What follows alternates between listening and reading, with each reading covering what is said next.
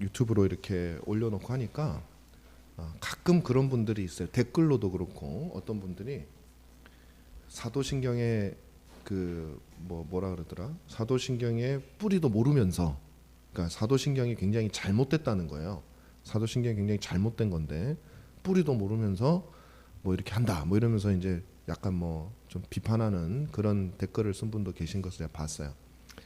그러면서 어떤 유튜브를 뭐 링크를 했더라고요. 거기 보면 사도신경이 이제 그 이방인들이 한 잘못된 거다 뭐 그런 얘기인데, 혹시 여러분 어디서 그런 얘기를 들으시면요, 그거 다 무시하세요.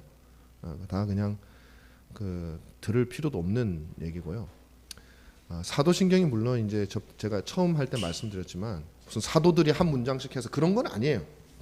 그런 거는 전혀 아니지만 초대 교회, 특히 로마 교회에서 조금씩 오랜 세월에 걸쳐서 형성되어지고 2000년 가까운 시간 동안 교회가 공적으로 인정해왔던 성경의 내용을 아주 충실하게 잘 반영하고 있는 신앙 고백이다. 여러분 그렇게 생각을 하시면 맞습니다. 물론 모든 내용을 다 담고 있지는 않지만 그러나 아주 중요한 내용들을 담고 있는 중요한 신앙 고백이다. 이렇게 생각을 하시면 되고요. 우리는 사도신경에 멈추지는 않을 겁니다. 사도신경을 배우고 또 우리가 믿는 바에 대해서 계속적으로 또 확장을 해 나갈 텐데 그 기초로 우리가 사도신경을 하는 거죠. 왜냐하면 매주마다 우리가 사도신경을 고백을 하니까 뭐 알고 고백을 해야 될 거 아니에요, 그렇죠? 그래서 하는 겁니다. 자, 오늘은 마지막 시간이에요. 몸이 다시 사는 것과 영원히 사는 것을 믿습니다라고 하는 고백에 대해서 우리가 잠깐 살펴보려고 합니다. 먼저 몸이 다시 사는 것을 믿습니다라는 것을 하는데, 한번 제가 그냥 뭐 여러분들께 뭐 대답을 요구하는 건 아닌데 한번 생각해 보세요. 여러분 몸이 다시 산다는 것을 믿으세요?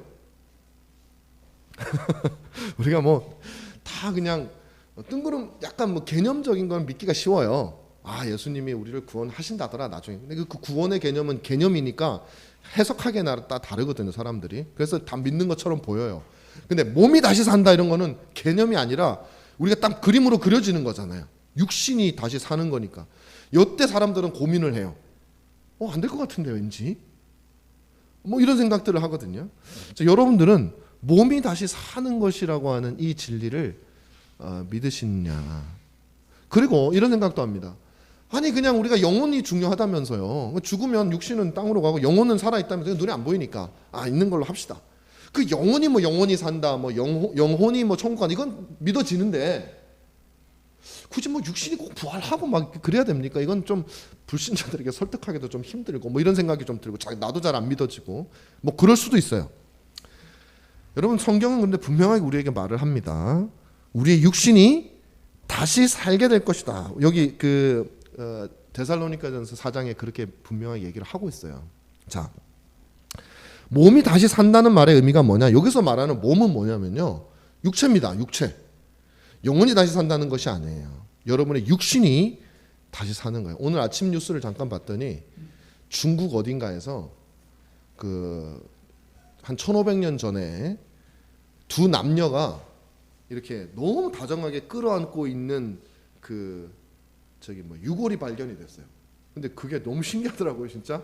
거의 유골이 그대로 완전히 그냥 이제 최근에 어떤 있었던 유골처럼 이 머리에서부터 발끝까지 그대로 보존이 되어 있는데 두 사람이 이렇게 딱 이렇게 끌어안고 있는데 그걸 갖다가 그림으로 이렇게 복원을 하니까 너무 다정하게 두 남녀가 이렇게 죽어 있는 모습으로 돼 있더라고요. 근데 뼈만 딱 있으니까 제가 그 한참 봤어요. 확대해가지고.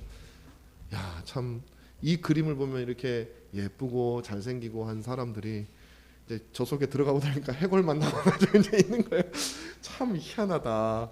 근데 여러분 그 해골 같은 존재가 다시 이게 일어나겠냐고요? 이 살아날 수 있겠냐고요? 성경 그렇게 얘기하죠. 그래서 에스겔 37장에도 보면 주님께서 에스겔 선지자를 데려와서 뼈만 가득 차 있는 곳에 가가지고 야, 너 이 뼈 살겠냐? 그러니까 뭐 이 에스겔도 이거 뭐 사실 이렇게 믿어지지가 않죠. 하나님께서 그걸 보여주시잖아요. 그 뼈들이 널려 있는 뼈들이 살아나는 것들을 보여주시. 그때는 환상입니다. 그거는 환상인데 그것은 우리에게 마지막 날에 있을 하나님께서 모든 백성들에게 하실 역사를 어떤 면에서 보여주는 것이죠. 그래서 성경은 우리에게 육신이 다시 산다고 그렇게 얘기를 합니다. 안 될 것 같지만 산다고 하는 거야. 여기서부터 믿음이 등장하는 겁니다. 과학적으로 어쩌고 저쩌고 얘기를 하기 시작하면 안 돼. 왜냐하면 과학이라는 게 여러분 모든 것들 지금 나타나는 현상에 대해서 분석하고 하는 것이지 과학이 모든 진리 자체를 과거에도 다 알려줄 수 있는 건 아니에요. 우리는 뭐 과학을 하나님처럼 생각을 하는 경향이 있어요. 물론 과학 자체는 그 자체는 진리예요. 근데 그 과학을 발견하는 사람들은 항상 허물이 있거든요. 우리는 그것을 알아야 됩니다. 그래서 주님은요, 말씀으로 천지를 창조하신 하나님께서는 뼈를 일으키신, 심지어는 여러분 화장해서 다 갈아버렸어요. 다 뿌려버렸어요. 그거 어떻게 해요? 여러분 그거를 여러분이 설명하실 수 있잖아요. 어떻게 할 건지. 그럼 하나님이 그러실 거예요. 네가 여기 와라야. 네가 하나님 해라야. 왜냐면 하나님이 하셔요. 그거는 굳이 설명을 다 안 하셨어요. 어떻게 하는지는. 왜? 못 알아들어요. 할 필요도 없어요. 그래서 안 하신 거예요. 하나님은 하실 수 있다는 건 확실하죠. 왜? 창세기 1장 1장을 여러분이 믿으신다면은 하나님이 하실 수 있으면 분명한 것입니다. 우리는 그 믿음으로 나아가는 거예요. 자, 그다음에 그리스도의 재림과 더불어서 우리 육신의 부활이 일어나겠네요. 여러분들 우리가 육신이 죽고 난 다음에 바로 이렇게 부활이 일어나는 게 아니에요. 마지막 날 주님이 새 예루살렘 성과 더불어 이 땅에 임하실 때 그때 죽은 자 가운데서 다시 살아나는 그 부활이 있을 것입니다. 그래서 이거는 영혼과 육신이 결합되는 거예요. 영혼과 육신이 결합. 여러분 이렇게 생각하실 수 있죠. 화장을 해야 되나 말아야 되나 아까 말씀드렸는데, 그래서 사실은요 기독교적인 전통에서는 사실 매장입니다. 매장이 맞아요. 근데 그 말이 화장하면 안 되냐, 그냥 매장이 맞다고 주장하는 사람들의 주장이, 그럼 너 왜 그렇게 매장이 맞다 그러냐? 어떤 사람들이 이렇게 성경의 화장법, 그 장례법이 매장이기 때문에 기독교는 매장해야 돼. 물론 그렇게 생각하는 건 맞아요. 그런데 그 말이 곧 아니 우리가 나중에 육신으로 부활을 해야 되는데 우리가 화장을 해가지고 뼈를 이렇게 다 갈아버리고 없애버리면 그럼 이거 부활 못하잖아. 그건 아니란 말. 그건 아니라는 거예요. 하나님께서는 뭘 하든 하실 수 있다. 그 무덤 속에 누워있는 뼈가 일어나는 것도 불가능한 거고 흩어져 버린 것들이 다시 모이는 것도 인간이 보기에는 불가능한 거예요. 근데 하나님은 다 하실 수 있다. 그래서 화장해도 됩니다. 화장해도 되지만 성경에서는 이제 매장을 항상 했기 때문에 우리는 이제 할 수 있으면 그게 좋은데 지금 대한민국은 그렇게 할 수 있는 형편이 아니잖아요. 그래서 지금 제가 장례를 해보니까 거의 매장, 제가 5년 6년 동안 천호교회에서 저쪽 교회에서 사역하는 동안 매장한 기억이 없는 것 같아요. 한 건 정도 있었나? 대부분 다 화장을 하는 것을 봤습니다. 괜찮아요. 자, 그 다음에 육체가 그러면 굳이 다시 살아야 되느냐? 이거 되게 중요한 거예요, 여러분. 육체가 다시 사는 것이 왜 필수적인가에 대해서 제가 말씀을 드리는 거예요. 첫 번째, 인간에 대한 하나님의 본래 계획이요, 영혼과 육신의 결합입니다. 그러니까 하나님이 인간이다라고 말씀을 하실 때는 영혼과 육신이 결합되어진 존재가 인간인 것이지 영혼만 있어도 인간이 아니에요. 하나님이 원래 계획했던 아담의 모습이 아니잖아요. 육체만 있어도 그건 당연히 아니죠. 영혼이 없는 육체는 뭐 살덩어리에 불과한 건. 그러니까 이 영혼과 육체가 같이 있도록 하는 것이 하나님이 인간을 창조하실 때 생각하신 그 인간이에요. 그래서 하나님이 구원하시는 인간도 마찬가지예요. 영혼과 육신이 함께 있는 인간이에요. 그래서 예수 그리스도께서 육신을 입고 오신 거예요. 만약에 우리 육신이 필요 없는 존재라면 주님은 그렇게 안 하셨을 겁니다. 왜냐하면 육신은 인간의 필수적인 게 아닌 게 돼버리니까. 그러나 아니에요. 한 인간이 된다면 육신은 반드시 있어야 됩니다. 자, 두 번째. 이제 그게 두 번째, 첫 번째, 두 번째 같이 가는 거고요. 그다음에 중요한 건 이거예요. 천국과 지옥의 경험을 극대화한다. 이게 무슨 말씀이냐면 저는 이게 굉장히 중요하다고 생각을 해요. 여러분 어떤 사람들은 내가 죽어서 우리가 죽고 나서 바로 천국으로 가고 바로 지옥으로 가고 이렇게 생각을 하실 수 있는데 성경에 따르면은 우리가 죽은 이후에 영혼이 가는 곳은 최종적인 의미에서의 천국이나 최종적인 의미에서의 지옥은 아니에요. 왜 그러냐면 영혼이 느끼는 고난 혹은 기쁨은 전부가 아니기 때문에 그래요. 그래서 마지막 날에 우리가 그리스도께서 재림하실 때 새 육신을 입고 우리가 부활해서 누리게 될, 뭐 지옥은 나중에 빼자고요. 일단 천국부터 생각을 하자고요. 천국은 영혼이 가서 느낄 수 있는 그런 천국보다도 훨씬 더 탁월한 즐거움과 복락을 누릴 수 있는 천국이 되는 거예요. 왜? 영혼이 누리는 즐거움이 있고 육신이 누리는 즐거움이 또 따로 있거든요. 물론 영혼과 육신이 함께 결합되어져서 누리는 즐거움이 따로 있지만, 근데 육신이 없다고 생각해 보세요. 그럼 영혼만 누리는 즐거움인데 이게 우리가 잘 생각이 안 된다고요. 이것만 생각을 하면 어떤 생각이 드냐면 사람들이 내가 육신적으로 누릴 수 있는 이 즐거움이 있는 이 세상이 중요하지 아이고 뭐 죽은 다음에 뭐 영원히 거기서 뭐 빙빙 뭐 고스트버스터즈처럼 뭐 귀신들처럼 에 하고 다니면서 누리는 그 즐거움이 뭐 그게 뭐 그게 뭐가 뭐 그게 즐거울까? 뭐 이런 상상들이 가시잖아요. 근데 성경은 우리에게 그렇게, 물론 그것도 말할 수 없이 즐거워요. 영혼도 누릴 수 있는 즐거움이 있으니까. 그러나 성경은 우리에게 우리가 육신을 입고 영혼과 결합되어져서 누리게 될 영원한 하나님 나라는 지금 여러분들이 육신적으로 경험하면서 누리는 그런 종류의 즐거움도 충만히 누릴 수 있는 곳이라는 거예요. 육신이 빠진 채 정신적인 즐거움만이 아니라 육신과 정신이 함께 결합되어, 그러니까 실감 나는 거예요. 우리 입장에서는 내가 누리는 이 육체적으로 누리는 그런 즐거움, 그 즐거움조차 물론 다 똑같다라는 얘기는 아니에요. 새 육신이기 때문에 우리의 옛 육신이 누리는 그 육신적인 즐거움과도 차이는 있겠지만 피부로 만져지는 의미에서의 복락과 즐거움을 우리는 하나님 나라에서 영원토록 누리게 될 것이라는 것을 성경은 우리에게 알려주고 있는 거예요. 그러니까 여러분, 천국은요 정말 기대할 만한 곳입니다. 정말 영으로만 느끼는 게 아니라 피부로 느끼는 것이에요. 그래서 육체가 반드시 다시 살아야 된다. 저는 주님이 야 나 그냥 영혼만 할래 그러면 전 반대할 거예요. 안 돼요 주님, 육신도 같이 즐거움을 누리게 해주십시오. 그 큰 즐거움에 우리 하나라도 빠지지 않게 해주십시오. 물론 주님이 그렇게 하실 일도 없지만 그만큼 우리에게 복되다. 이제 세 번째로 보겠습니다. 그러면 우리가 어떤 육신을 입게 되느냐? 이 힌트는 뭐냐면요, 그리스도께서 부활하실 때 입으신 그 육체가 힌트입니다. 힌트. 그 육신은 분명히 우리가 지금 입고 있는 이 옛날 육신과는 분명히 달라요. 같은 것도 있고 다른 것도 있는 것 같아 보여요. 예를 들면 다른 거는 뭐냐면요, 같은 거는 뭐냐면 피부로, 예를 들면 주님이 부활하셔가지고 나타나셨잖아요. 그때 도마가 어떻게 했죠? 예수님을 못 믿었잖아요. 그때 예수님이 뭐라고 하셨어요? 예수님 뭐라고 하신 게 아니라 보여주셨죠. 뭘 보여주셨습니까? 손에 못자국과 허리에 창자국을 보여주셨잖아요. 그러니까 주님이 돌아가시기 전에 가지셨던 이 창자국이 부활하신 이후에도 그렇게 있었다라는 것이죠. 그걸 봤다는 거죠. 그럼 연속성이 있는 거잖아요.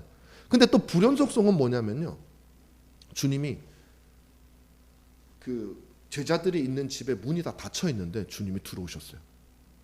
이건 진짜 무슨 마술 같아가지고 여러분들, 우리 어린 아이들 같은 경우 지금 마술 하나 생각을 할 것 같아가지고 조심스럽게, 실제로. 그러니까 그런 연속성과 불연속성이 존재하는 거예요. 천국도 마찬가지입니다, 여러분. 우리가 가게 될 천국은, 우리가 간다는 표현을 쓰는데 사실 성경적으로 말하면 하나님의 복되신 나라가 임하는 거죠. 근데 어떻게 임하냐면 저 달 뒤에 뭐 태양 뒤에 어디 숨어 있다가 이렇게 임하는 게 아니에요.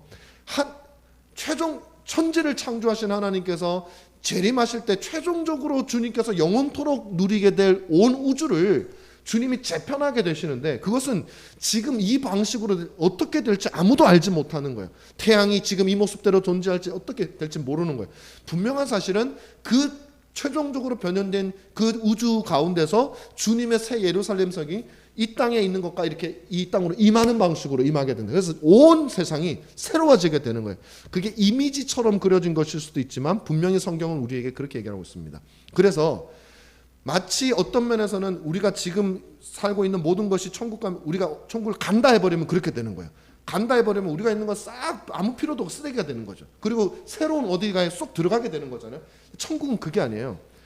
임한다는 개념이기 때문에 지금 우리가 살아가는 이 세상과 연속적인 부분도 있고 불연속적인 부분도 같이 존재하는 거예요. 그게 뭐하고 똑같아요? 우리의 육신하고도 똑같은 겁니다. 성경은 우리에게 그리스도의 몸을 통해서 그런 힌트를 주고 있는 거예요. 어떤 사람들이 이렇게 얘기합니다. 천국 우리가 새로 입게 될 육신은 지금 육신과 완전히 다른 육신을 입게 된다. 그래서 왜 그러냐 그랬더니 엠마오로 가는 두 제자가 그 예수님을 못 알아봤잖아라고 그렇게 말하는 사람이 있어요. 근데 이거는 이 해석이 분분한데 또 어떤 분들은 이렇게 말을 많이 합니다. 그건 진짜 그 예수님 모습이 십자가 다 자국이 있었잖아요. 변형돼서가 아니라 그들이 못 알아보도록 눈을 막으신. 예를 들면 여러분 소돔과 고모라 했을 때 천사들이 그 사람들의 눈을 가려가지고 입구를 못 찾게 만드는 그런 일들이 있잖아요. 그런 식으로 하나님이 하셨을 것이다 이렇게 얘기해서 연속적인 우리 육신과 그 육신이 연속되는 것도 있고 불연속되는 것도 있다. 그러나 누구도 정확하게 알지는 못해요. 정확하게 알지는 못해. 그래서 여기 보면 불연속성은 뭐냐면 아까 말씀드렸지만 벽을 통과하고 혹은 승천하는 것도 한번 생각해 보세요. 이게 물리적으로 육신이 지금과 똑같은 육신을 가지고서 물리적으로 승천이 가능하냐고요. 이게 뭐야 이거 만유인력을 지금 어떻게 보면 어기는 건데. 그러니까 연속적인 것도 있고, 근데 먹지도 않으셨어요. 주님이 나타나셔서 고기 같은 걸 먹을 때 같이 안 먹으셨어요. 그런 것들. 그러나 분명한 사실은 죄가 없는, 그러나 주님이 하나님께서 원래 만드시려고 했던 참된 인간의 육신, 어디 물고기 육신을 빌려오거나 어디 뭐 호랑이 육신을 빌려, 이게 아니라 주님이 만드시는 참된 인간의 육신을, 죄가 없는 육신을 우리에게 입히실 것이다 라고 성경은 우리에게 말하고 있습니다. 자, 그런 육신을 입고 살면 그래도 의문은 많아요. 저도 예를 들면 많죠. 새로운 육신을 입었을 때 저는 아담에 대해서도 그런 의문을 가져요. 에덴 동산 그때는 악이 없었기, 죄가 없었기 때문에 고통과 눈물이 없었잖아요. 천국도 마찬가지예요. 천국은 길 가다가 넘어지면 안 아픈가? 돌부리 찍히면 고통이 없나? 즐겁나? 오히려 여러 가지 의문들은 우리가 얼마든지 의문들은 가질 수 있어요. 근데 그거는 어떤 완벽한 해답을 얻을 수 있는 것들은 아니에요. 그 다음 영역부터는 우리가 하나님께서 새 육신이라 하셨으니 그 새 육신을 그저 기대하는 거죠. 그러면서 설명되어져 있는 것은 우리의 고통이나 눈물이나 우리의 아픔이나 이런 것들은 더 이상 느끼지 않는, 왜냐하면 죄가 없기 때문에 그 육신을 우리에게 주신다고 성경은 우리에게 약속을 하고 있습니다. 자, 그 다음에 이게 몸이 다시 사는 거예요. 그래서 몸은 반드시 다시 살아야 된다라는 사실을 여러분과 살펴보았고요. 영원히 사는 것을 믿습니다. 그렇게 얘기를 했습니다. 자, 첫 번째로 우리가 여기서 생각해야 되는 것은 뭐냐면, 모든 인간은 다 영원히 산다는 사실을 기억하셔야 돼요. 이건 신자만 영원히 사는 게 아닙니다. 모든 인간들은 다 영원히 삽니다. 그래서 천국에 가는 존재도 영원히 살고, 하나님을 알지 못해서 지옥에 머물게 될 사람들도 영원히 사는 거예요. 천국과 지옥에 대한 얘기는 항상 목사로서 어디 가서나 할 때 조심스러워요. 되게 조심스러워요. 근데 여러분께는 제가 이 말씀을 꼭 드리고 싶어요. 사실 이게 천국 지옥 얘기하는 것은 아닌데, 왜 이 말씀을 드리냐면은, 여러분 우리가 천국이나 지옥 이런 얘기를 할 때 천국 얘기는 부담스럽지 않아요. 천국은 다 좋아하는 곳이니까. 근데 지옥이 부담스러워요. 지옥 할 때 어떤 내용이 부담스러웠냐면, 아니 왜 예수 안 믿는 게 뭐 그렇게 잘못한 거라고 지옥을 갑니까? 라는 생각이 우리에게는 끊임없이 든단 말이에요. 많은 사람들이. 근데 이 부분에 대해서는 여러분들께서 세계관이 바뀌어야 돼요. 우리의 옳은 것, 그른 것, 죄, 선, 이 세계관이 바뀌지. 그게 사실은 어떤 의미의 중생이거든요. 거듭남이 그걸 말하는 건데, 이 세계관이 왜 바뀌어야 되냐면, 여러분 조주빈 무슨 박사방인가, 옛날에 나쁜 인터넷으로 막 여자들을 되게 나쁘게 했던 그 사람 있잖아요. 엄청 욕 먹었잖아요. 그 사람을 징계하자고 했을 때, 예를 들면 무기징역 혹은 사형하면요, 사람들이 그렇게 난리 안 떨어요. 아이고 그 나쁜 놈이 나쁜 짓 했으니까 그 놈은 죽여야지, 이렇게 생각을 한다고. 왜? 그 사람이 지은 죄를 우리의 이 양심이 악하다고 느끼면은 그가 어떤 형벌을 당해도 괜찮다고 생각을 해요. 근데 여러분, 불신자가 지옥을 간다 그랬을 때 많은 사람들이 그게 말이 되냐고 하는 이유가 뭐겠어요? 예수를 안 믿는 것이 그게 뭐가 악하냐라고 생각을 하기 때문에 그래요. 예수 안 믿는 게 그게 뭐가 그렇게 나쁜 거야. 이 악하다고 믿는 거는요, 결국에는 어디에 달려있냐면 내 양심의 그 상태에 따라 달려있는 거예요. 여러분의 양심의 법이 이 세상에서 통용되는 법에 의해서 여러분의 양심이 질서지어져 있으면요, 하나도 안 악해요. 예수 안 믿는 것은. 그걸 만약에 악하다고 생각하면 세상에 예수 안 믿을 사람이 어디 있겠어요. 다 교회로 달려왔지. 그런데 그 법이 세상의 법이 아니라 10계명, 1계명부터 4계명이 같이 포함되어진 법을 가지고 있다면은 상황이 달라져요. 왜냐하면 10계명, 5계명부터 10계명까지 나오는 것들은 세상 사람들도 다 악하다 그러거든요. 살인하지 말라 그러면. 근데 신자들은요, 이 5계명부터 10계명까지가 어디서부터 그 출처가 있는지를 신자들은 알아요. 그것은 1계명부터 4계명이 출처가 되기 때문에 나오는 것이에요. 그래서 하나님을 섬기지 않는 거, 그 다음에 우상을 숭배하는 거, 하나님의 이름을 만홀히 여기는 것은 살인하는 거, 도둑질하는 것보다도 더 중요하고 커요. 왜냐하면 살인하고 도둑질하는 것은 사람에 대한 범죄잖아요. 왜 사람에 대한 범죄가 악하다고 하겠어요?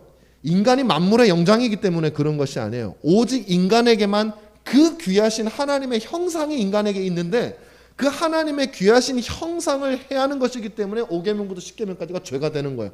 근데 1계명부터 4계명은 뭐냐면 그 형상의 주인이 되시는 하나님 그 자체란 말이에요.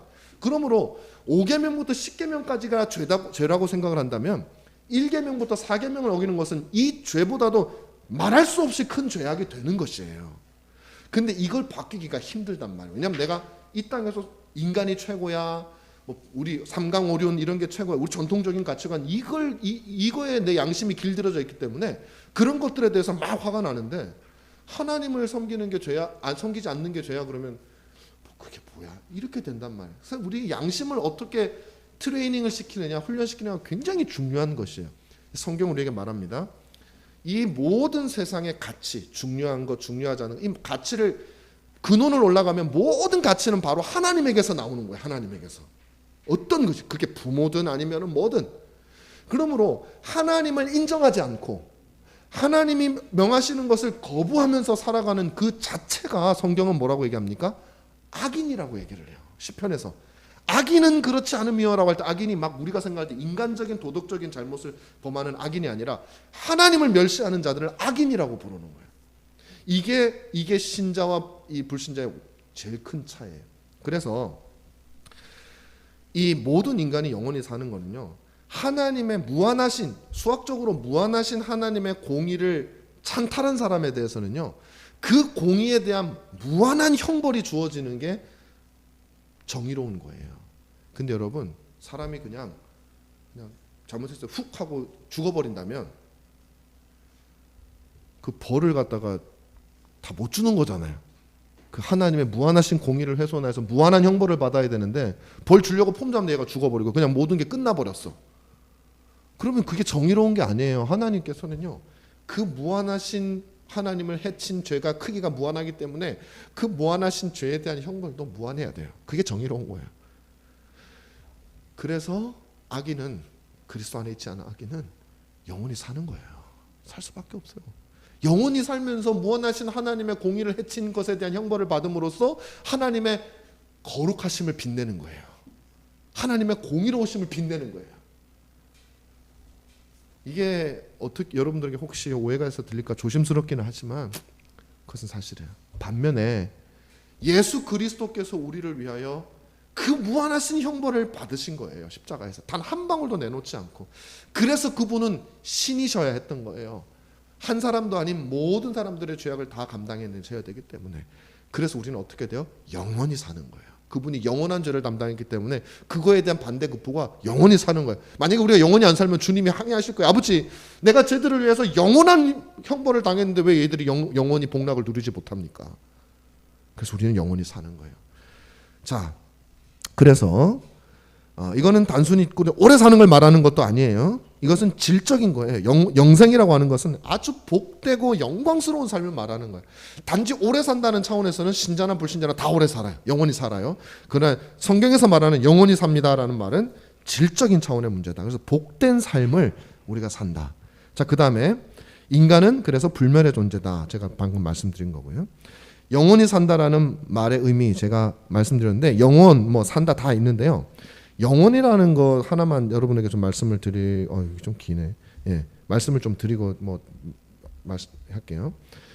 이 영원하다라는 말은 우리에게 하나님께서 복이 되시기 위해서는 우리는 반드시 영원해야 됩니다. 그 복은 영원해야 돼요. 여러분들 혹시 여러분들 많이 인생을 저보다도 많이 사신 분들이 많이 계시니까 아마 경험하셨을 거예요.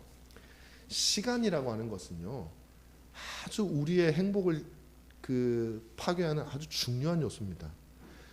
아무리 즐겁고 복된 것도 있더라도 시간이 흘러가 버리면요, 그게 사라져 버려요. 근데 복되면 복될수록 그것이 사라지는 순간 뭐가 찾아와요? 고통이 찾아와요. 고통이. 그래서 너무 사랑하는 부부는 너무 행복하고 너무 그 같이 산 날이 너무 좋으니까 배우자가 한 사람이 죽으면 다른 배우자가 너무 고통스러워서 시름시름 앓다가 죽잖아요. 그렇다잖아요. 직접 제가 본 건 아니지만 그건요, 행복했던 만큼 고통이 큰 거예요.